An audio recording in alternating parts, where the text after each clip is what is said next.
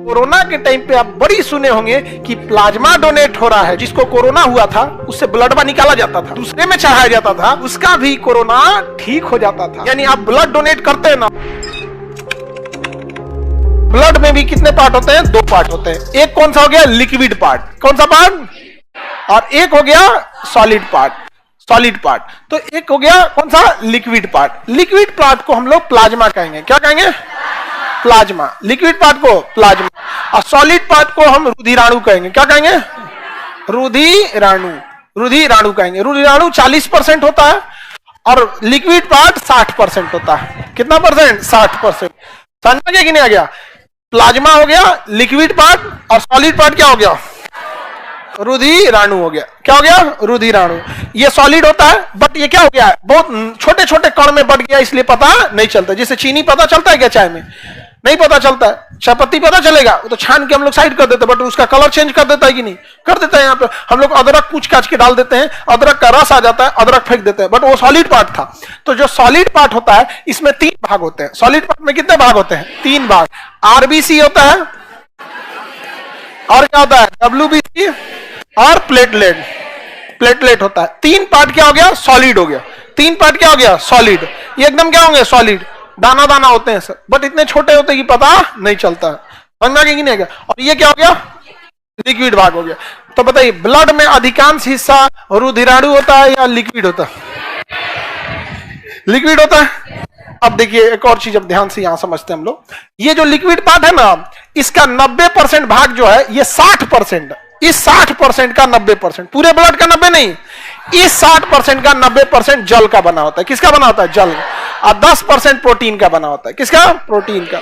अब एक बात बताइए, प्रोटीन अगर हम किसी को ब्लड दान देते हैं, डोनेट करते हैं, तो इसका मतलब अधिकांश हमने क्या डोनेट किया है? प्लाज्मा। अधिकांश क्या डोनेट किया है? प्लाज्मा। और प्लाज्मा किसका बना है?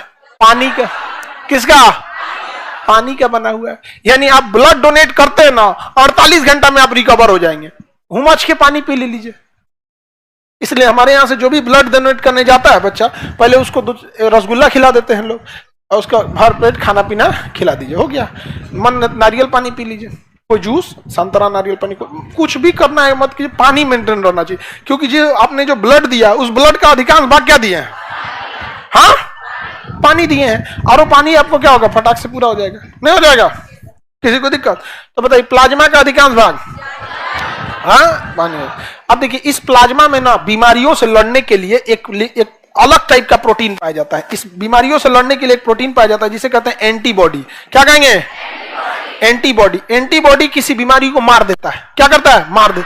यानी अगर सपोज कीजिए, ध्यान से समझिए, कोरोना ने किसी व्यक्ति को कोरोना हुआ, उसने कोरोना को हरा दिया, यानी वो उसके अंदर का एंटीबॉडी किसे हरा दिया? कोरोना को। अब उस आदमी जब वो स्वस्थ हो जाएगा तो उसका ब्लड निकालिए। क्या निकालिए? ब्लड निकालिए। और ब्लड को मशीन में डालिए, चाहे छन्नी में, जैसे चाहे छन्नी छान लेते हैं ना, उसी तरह मशीन में ब्लड डाल दिया जाता है। तो उसका ब्लड जैसे डाल दीजिएगा, तो जो चाहे छन्नी के बाहर हो गया वो क्या है? प्लाज्मा। और जब ऊपरा बच गया, रुधिराणु है। तो जिसको कोरोना हुआ था उससे ब्लड निकाला जाता था, और छन्नी में छान लिया जाता था। और नीचे जो गिर गया वो प्लाज्मा, और ऊपर जो बच गया रुधिराणु वापस भर दिया था। डब्ल्यूबीसी ले जाए यहाँ पे। और जो बच गया प्लाज्मा, जो बच गया प्लाज्मा। वही प्लाज्मा जब दूसरे में चढ़ाया जाता था, तो प्लाज्मा में क्या छुपा हुआ है? क्या छुपा है? एंड उसका भी कोरोना ठीक हो जाता था। तो कोरोना के टाइम पे आप बड़ी सुने होंगे कि प्लाज्मा डोनेट हो रहा है। क्या डोनेट हो रहा है? प्लाज्मा डोनेट हो रहा है। समझ में आ गया कि नहीं? अच्छा, उस मरीज को भी दिक्कत नहीं है। क्यों दिक्कत नहीं है? क्योंकि इसी के बनने में टाइम लगता है। ये तो वापस चढ़ा दे उसमें। अब प्लाज्मा में कौन चीज? पानी पियो 2 दिन में बराबर हो जाएगा। वो में है कौन चीज? पानी भरल है। समझ में आ गया?